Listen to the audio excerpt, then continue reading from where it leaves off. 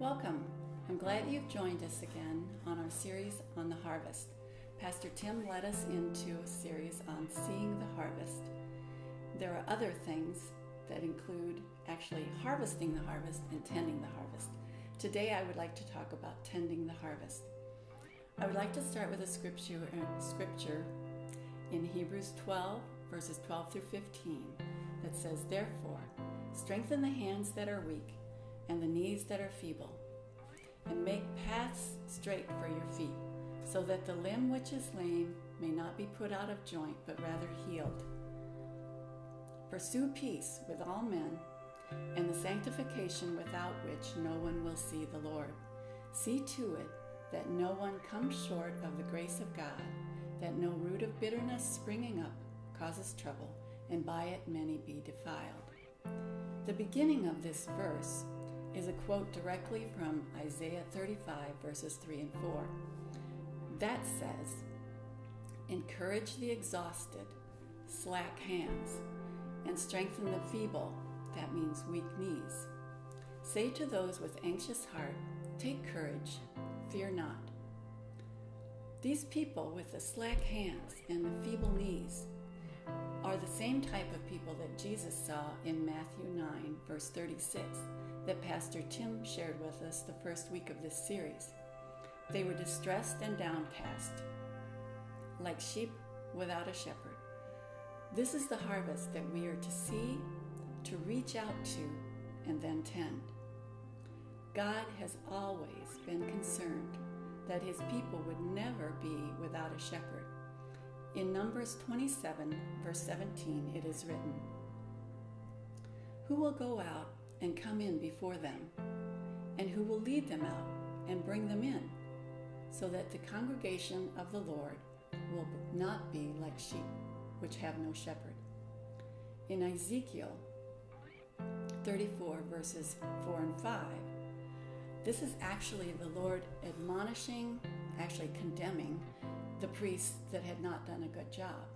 And in these words we find out how important it is to God. He says, "Those who are sickly you have not strengthened, the diseased you have not healed, the broken you have not bound up, the scattered you have not brought back, nor have you sought the lost. They are scattered for lack of a shepherd, and they became food for every beast of the field." So it's an important thing. Christ said he came to bound up the broken, to set the captive free, to heal and bring the good news of the gospel to the sick and the lame. A priest is someone who brings the people to God and then also brings God to the people. He's an intermediary. And we are all to be priests unto the Lord. He first stated this in Exodus when he was bringing the children of Israel out of Egypt before they'd gotten into the promised land. He told them that you will all be priests unto the Lord. The tribe of Levi are the ones that actually became the priests. And this isn't so much because they stepped forward to that duty, to that call. The rest of the tribes took a giant step backward, and Levi was left. Also in Isaiah 61, this is a favorite one of mine from the Old Testament that talks about being priests unto the Lord. Isaiah 61 is the one where Jesus unrolled the scroll in the temple and read from it.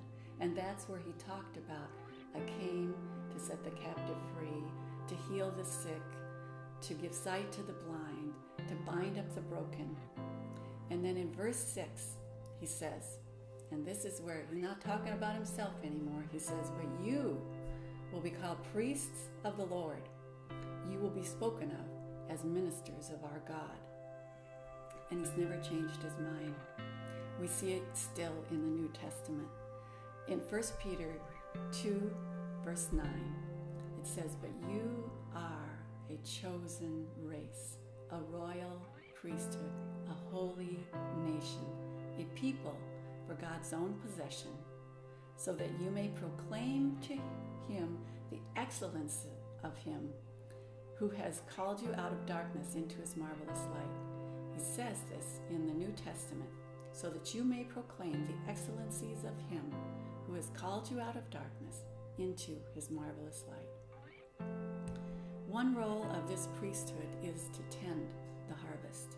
Indeed, God had a plan to help ensure that the harvest would be brought in full measure. Tune in again as I talk more about tending the harvest on our next installment.